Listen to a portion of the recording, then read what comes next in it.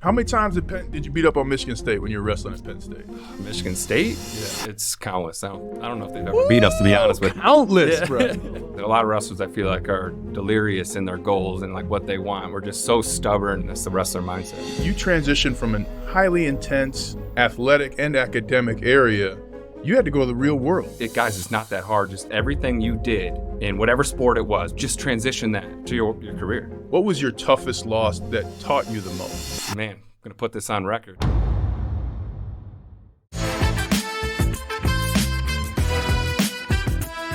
Ladies and gentlemen, welcome back to another episode of Gridiron and Growth Podcast, brought to you by Big Up Studios right here in Denver. We have literally Mr. Friend to the program, Bennie, today.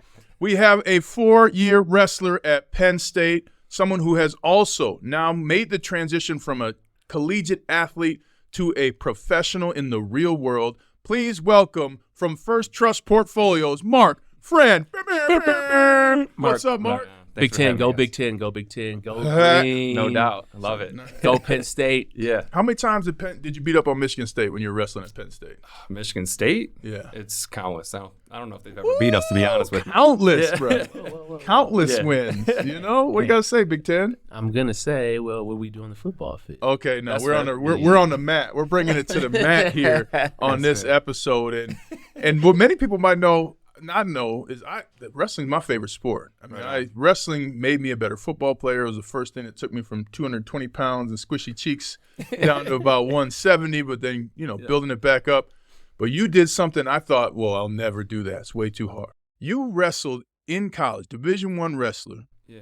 And you wrestled at Penn State, one of the most storied wrestling programs in the history of our nation.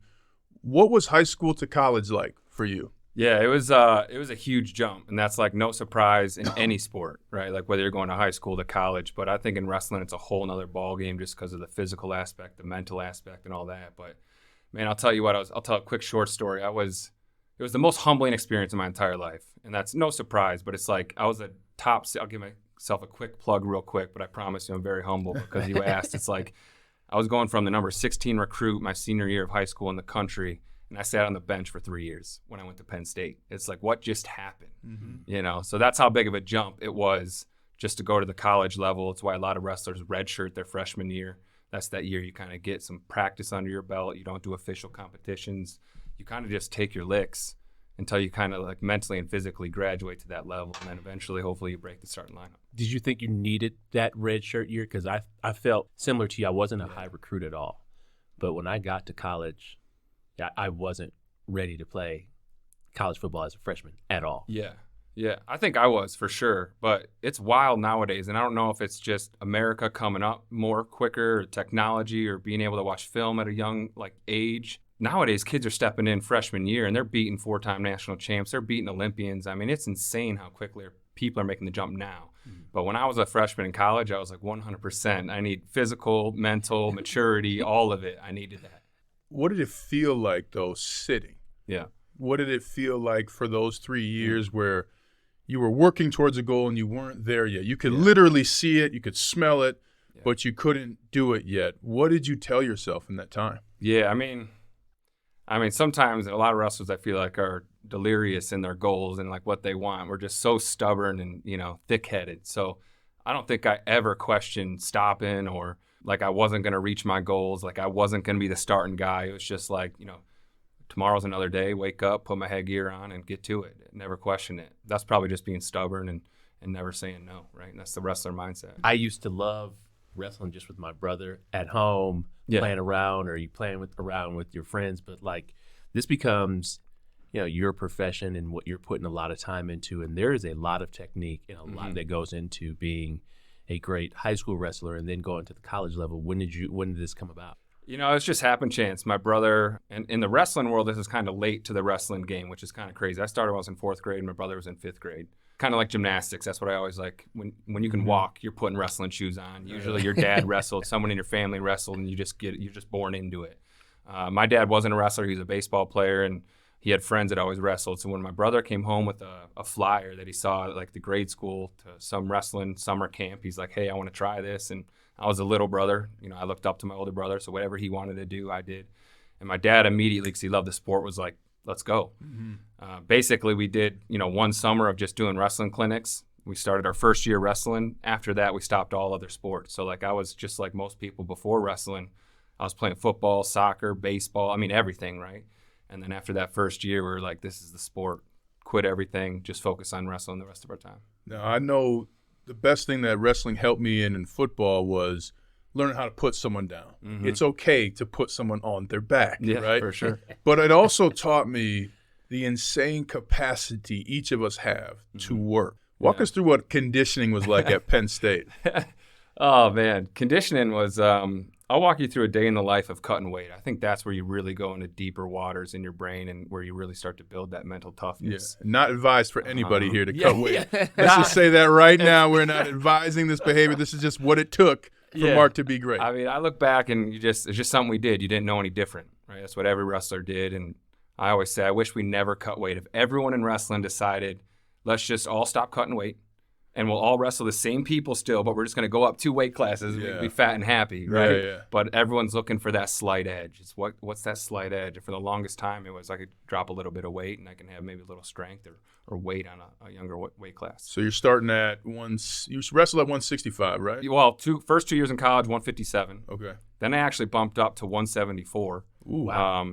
I was kind of and tall and it's funny, that was the best year I had. Was when I was wrestling 174. Maybe that's not for everyone, but for me, my conditioning was never really good when I was sucking too much weight. Right. Like I was cutting 15, 20 pounds, and I'm 6 foot. I'm taller for a wrestler. Cutting down to 157, like my gas tank would go by the third period. I couldn't do it. So what was that cut? What would you do? It was a lot of running, sauna suits, ellipticals, saunas. Quantify the run, like 3 miles, 5 miles. See, here's the tricky thing about everyone thinks you got to do more. But the trick in wrestling when you're losing weight is to just break a sweat and then do as little as possible to keep that sweat going.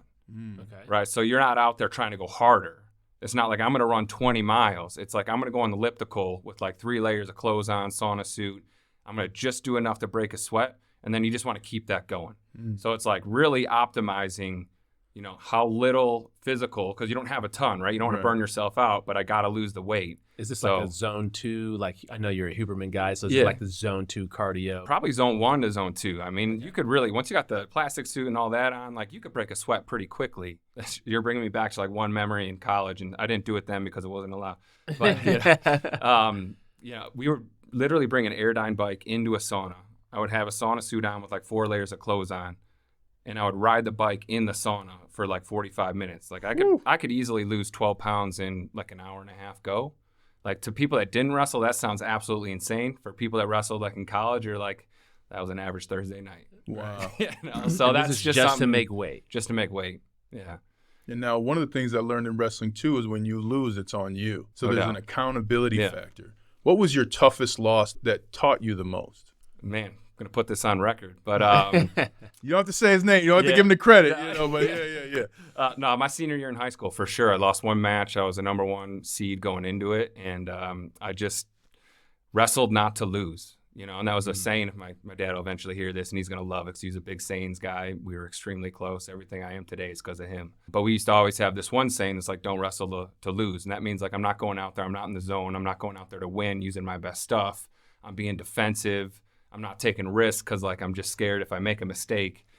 But yeah, that senior year in high school and finally made it to that final, match, state finals, and I just kind of choked like a deer in headlights. And it was the best and worst thing that's ever happened to me, right? Because going into college, it humbled me a ton, made me want to work harder and reach all my goals in college. But it also was like, I got to get my mind game right. And it wasn't there in my senior year. I love lessons like that, though. Yeah. I think you probably carry that lesson with you for the rest of your life. And then when you eventually have kids and if they go on to be wrestlers, like that's something that you will help them with. I think that's something we all go through. I'll add too, like that was the first time ever because we were a wrestling family and wrestlers are pretty insane with how like disciplined and dedicated we are. I think that was one of the first times I realized there was other things outside of wrestling that mattered. Even though I didn't reach my biggest goal up to that point, I hit some dark moments, right? And I'm like, am I doing all this for the right reason? It kind of makes you just realize perspective, what's important, my family. And I still wanted to reach all my wrestling goals in college, but it made me realize too, like, well, after wrestling, it's not all about the wins and losses. So how am I going to bounce back from this as a man, as a, at that point, a young adult? So that was a big lesson too, coming out of it. It just gave me perspective on what else is important just outside of my wrestling goals. Wrestling is obviously a physical sport. Football is a physical sport. But I think I learned in college, and then especially in the pros, most of it's won from the neck up. No doubt, yeah. Talk to me about gaining the mental edge in high school and then in college to be successful, because it's one-on-one and it's you versus this guy, and techniques could be similar. Same strength. Yeah. But like you just said, you played not to lose that day instead of playing to win. So talk a little bit about that mental game. Especially at the college level. When you're young, when I first started, middle school, high school, you could still have some physical strength advantages or, technique advantages. But in college at the D1 level, everyone's that good. Right? We've all been wrestling since we were 4 years old, right? We all have the same physical strength, conditioning, technique at that point. It's all mental at the college level, I feel like. So I think it's a lot of visualizing, self-confidence, building a community and network around you. Like when I was younger, I didn't really realize, and I had phenomenal coaches, but like how important they were at the time. Yeah. Your network, your support group. My father is just, since the day I can remember, it was always like, sit down as soon as we got home from school. Let's talk about your day. Let's talk about your goals. Let's talk about tomorrow. I mean, it was every single day. It was a family talk. I used to get yelled at. My brother's going to die when he hears this. I would fall asleep because I had a long day, and my dad would talk for hours and hours and hours. And like, I just would nod off, and my brother would hit me under the table, but like, it was just important for my dad to, put that thinking in us to like think forward. What are your goals? How are you going to get there? I think just having that support system, building that mental mindset, confidence, all of it goes into what you put out on the mat. And usually that's what separates the great from just the good. Are you a good visualizer? I found that when I was trying to visualize, I just wasn't a great visualizer. I would have to like almost do it with my eyes open. Yeah. Are you a good visualizer? Yeah. I think I'm all right. And I know they're doing it now in programs, but when I was in college, I wish we did it more, but we had a psychologist that was on our staff that would, after practice would have us lay down. And it's a lot more accepted now. At first, when we were, I was a freshman in college, sophomore in college, I'm like, what is this guy doing? Woo-woo stuff. Woo-woo crazy. Like, I guess I've been I don't got any my problems whole life. up here. Yeah, exactly. But I'm too tough for this, right? Yeah. But like, it helps, man. And I think just the community, the podcast community, the health and fitness, mental community, all that's come so far, even I only been out of college, I think like 15, 16 years. It's already come so far. I think I was maybe better than most, but man, I look at some of the greats now that are still wrestling. Like we have Olympic trials I'm leaving for on Wednesday, actually. That's at Penn State. So there's a lot of Penn Staters and all my former teammates. Penn State. Let's go. They're still doing it though. Like I feel like I was an amateur compared to what their goals and like what they knew they were going to accomplish, right? So we all have a lot of self-doubt, but man, some of those guys are just rock solid. They're like, there's nothing ever shaking me. I'm going to be an Olympic champ. I'm going to be a world champ, and they're still doing it. That's a Tom Brady difference, I believe, as, like, regardless of where the game was at, it's like he was never scared. Like, and that had nothing to do with like his physical ability. It was insane. Like when we played him in the AFC Championship game, we were beating their ass pretty much all game, and then he got the ball with a couple minutes to go, and it's like, like he's gonna score here, because he's just done it, and like he doesn't care about like the consequences, and it's just crazy what the mind can do. I almost think some guys like that, and maybe he would say something different if he sat here, but like he didn't even question it ever at all, right? Like that thought does not even come in his brain. Like that's how rock solid. But I think there are certain people. And you will probably agree with this, and you probably agree with this. I think certain people just actually have that, though. Michael Jordan's one of those people. Yeah. And people can always talk about, well, this person has a killer mentality. No, these people actually don't process fear, in certain areas of their life. Like, for sure. They just don't see it. For sure. Well, that's one of the best things for me that I took from winning the Super Bowl is we were in the huddle in Kansas City, and we're down 2 touchdowns starting the fourth quarter. I'm like, all right, man, we got to make this respectable. And Peyton gets in the huddle and starts calling out these plays, and I'm thinking, there's not a single thought of losing this game in his mind. Right. And for me, then it wasn't about born that way. That's a choice. Yeah. You can choose to let those, but in the act, there's no other choice. We're all winning. Yeah. And you had to make a transition like all of us. Yeah. So how did you bring the mentality? Now you're at First Trust Portfolios. You're in the finance industry, but you can tell by the blazer. and the luxurious beard. You know what I mean? But the transition is tough. I think for people of all kinds in all workplaces, but especially for athletes, you transition from a highly intense athletic and academic area. You had to go to the real world where you couldn't throw in half Nelsons and you couldn't hip toss people who were talking to you wrong. What were keys for you in that transition? Yeah. Well, I mean, we know that, right? But they don't. You know what I mean? But what were key pieces for you in transitioning from this is who I was, and now I have to create who I'm going to be? Yeah. It's funny you ask. I have a group chat right now with a couple of my former teammates, my best friends. We talk every single day, all day, and we talk a lot about the transition from, because a lot of athletes struggle with it. And this is not me downplaying by any means, but like, it was not hard for me. And I think part of that was because I didn't reach the goals that I wanted in college. So it's just continuing on what I didn't achieve yet. And like, I wish more people, like, guys, it's not that hard. Just everything you did in whatever sport it was, but for me it was wrestling, which is extremely demanding on all fronts. Just transition that to your career. Right. So what did you do then? Did you get the Series 6? Did you start reskilling yourself? Yeah, I mean, at first I actually started in the wine world. So I worked for a company called E&J Gallo Winery, but I was always in sales, right? So it's work ethic. Like, you don't got to be the smartest person. You can certainly help those things and get certifications and whatever that may be, but more times than not, it's just showing up and working harder than the next person. So for me, it was just long hours, putting in the time, being willing to travel, commute, move around. You know, like all of those things were my edge. Where, I mean, I was smart and I think I have decent IQ and good EQ, but it's more just work ethic. And that's everything that I learned in wrestling, right? That's not necessarily the smartest sport in the world, right? They just go out there and, I would disagree. I would respect it.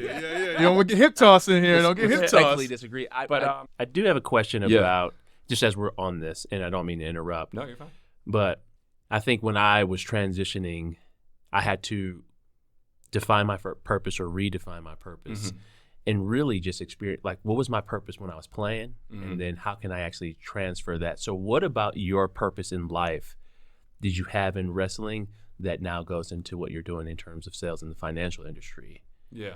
I mean, that's just go back to what's important to you, your family. And my goal that I've always had in my head was I just want to one-up what my parents provided for me. Like, I felt like that may be a simple goal, but a very hard goal to achieve for a lot of people.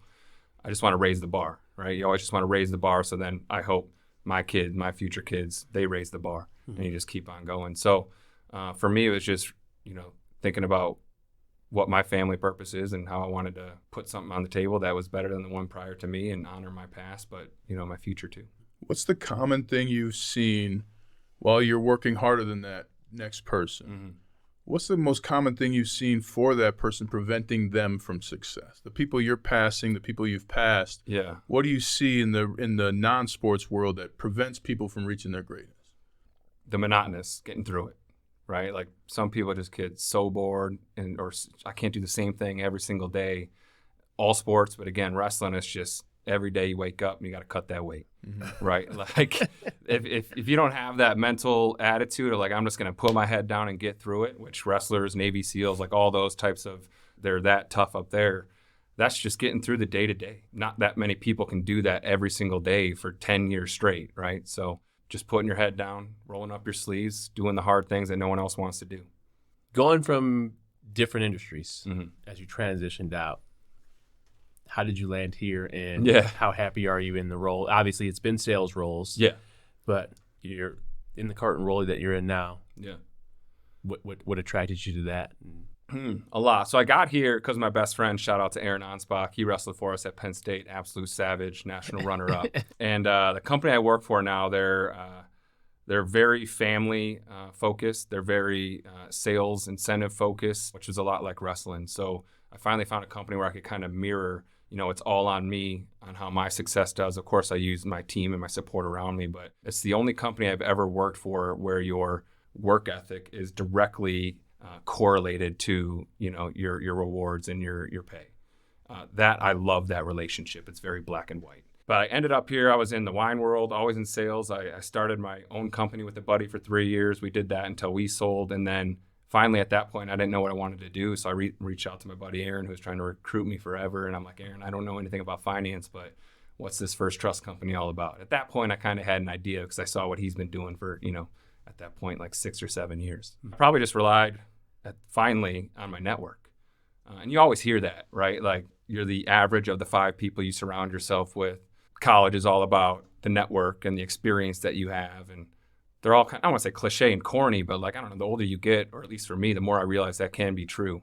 So don't be afraid to reach out to the people that you know, or the people that you have 2 or 3 degrees of separation from, because that's kind of how you level up in the world after, college and all that type of stuff. Social capital. Yeah, no doubt. As a salesperson, a lot of people are in sales. A lot of people are in sales. They don't know they're in sales. Yeah. What are 3 keys to being a successful person in sales? I would say obviously the work ethic. So working harder than the person next to you, but following through on what you say to your clients. Again, it sounds so simple, but so many people don't do it. If you say you're going to send an email tonight, send an email tonight. If you say you're going to follow up in a month, follow up in a month. So just following through on what you say. And then I would say building that family or network within your company can help out a lot. Too often, and even when I was in my 20s, I thought I could do it all on my own. And maybe that was a negative from wrestling that I always thought, like I'll figure it out on my own. But it's a lot easier and you level up quicker when you lean on and you have a supporting, network around you. And that involves your company. So whether it's, in sales, I have we call it a pod. Like I have, 4 business partners that we cover the same territory. In my past jobs, I've just done it all, tried to do it all on my own. Leaning on them has made it so much easier and it's a lot more fun. So, how do you stay disciplined? Obviously, you're talking about the reps. You got to follow the same schedule every single day. But in your role and in the sales role, which I'm also in, you can also just be like, I'm not taking any meetings tomorrow. Yeah. So how do you stay disciplined with that? Maybe that's just being driven from like, I don't want to say fear necessarily, but like I never want to fall behind. The bar that my company sets is extremely high, and they like to recruit a lot of athletes, so that's already like born in them. I just know that if I only have 10 meetings this week in Denver, like my Arizona, Phoenix, Scottsdale counterparts, they probably had 50, right? Like if I take 1 week off, then I'm gonna have to do double just to keep up with that. So that alone is pretty motivating. We all want to be at the top, be first. We're all sales focused.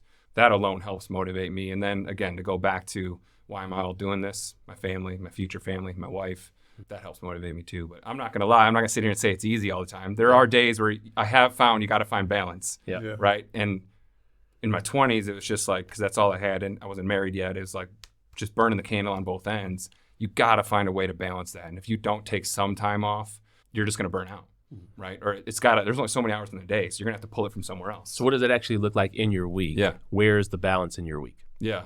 It's more like sprints, right? And then relax. Sprints, relax. So I think I really just try and pack my Tuesday through Thursday. My Mondays and Fridays might be a little bit lighter, getting my office time in, getting my expenses in, kind of all that admin work, planning ahead. So a ton of planning. But I would say Tuesday through Thursdays where I really try and sprint. Before, I don't know if we were on air yet, but we were talking about how many meetings do you have during the week. It's like if I can get 30 to 50 on Tuesday through Thursday, that makes me feel not as bad getting my admin work done on Monday and Friday. Right. Or maybe doing like out of office, not like one-on-one meetings, just talking about product. It's like, hey, let's go hit the links. And let's go to a concert, something like that. Love that. And I know you can't talk specific products and things like that, but you can tell us, one of the things I love as a speaker, I can kind of tell where the economy is going by who's hiring me as a speaker, right? There's been a lot of software companies and startups that are in the area. Yeah. But what are some of the sectors in the money world, in finance, that are starting to come up? Like AI is probably one of them, right? But is aerospace, healthcare, what are some industries or sectors that are starting to become mentioned far more in your conversations than in the past? Yeah, I would just say AI and tech has dominated everything. I won't get into too much of the economics of a lot of issues we have today, but there's ways that we can get out of this inflationary problem through productivity. And one way we can make us more productive is through AI, right? So there's this whole conversation of, are they going to take jobs? Is that going to be a problem? But I think people forget that like new tech brings on more jobs, right? And it makes us more efficient in the job we already have. Yeah. So the more productive and the more work we can get done in a shorter period of time is one way we can bring us out of, this inflation issue and a bunch of these other issues. It's just a matter of how fast, right? So there's a lot of PMs out there, the Kathy Woods of the world, who I believe in what they're saying, but man, their vision is like, this is going to happen in the next 10 years, where like mine might be like, I agree, but it's going to be like 30 to 40 years. Mm-hmm. So it's more of a timeline issue. But AI moves quick. Yes, like I'm already using ChatGPT and, every day of my life now, and it's crazy the things that it can do, and it only gets smarter every single week. Mm-hmm. Absolutely. What's one piece of advice, personally or professionally, that you would love to share with the audience? Big questions. I would say find your North Star and just don't lose sight on that. Like that is the end goal at all points. It might be hard to find. Maybe the best way to go about it is think about what you want to do at the end when you've quote unquote made it, and then work yourself backwards. But always having that North Star in everything you do will make sure that it keeps you on track and you don't get distracted on things that'll prolong that moment until you get there. And what's your one piece of advice? As you mentioned, all of us have had self-doubt, have it at times, something I had to fight throughout my career. What process would you advise people to take when they're feeling that self-doubt? What's something they should do in that moment? Reach out to your friends and family. They're the ones that know you best.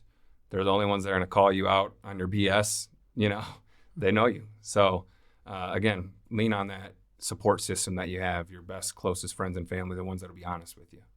Well, Mark friend of the program. So great to have a Penn State legendary wrestler here with us. And congratulations on all your current success. Thank you. Thanks for having me, guys. I had a great conversation. Awesome. Thanks.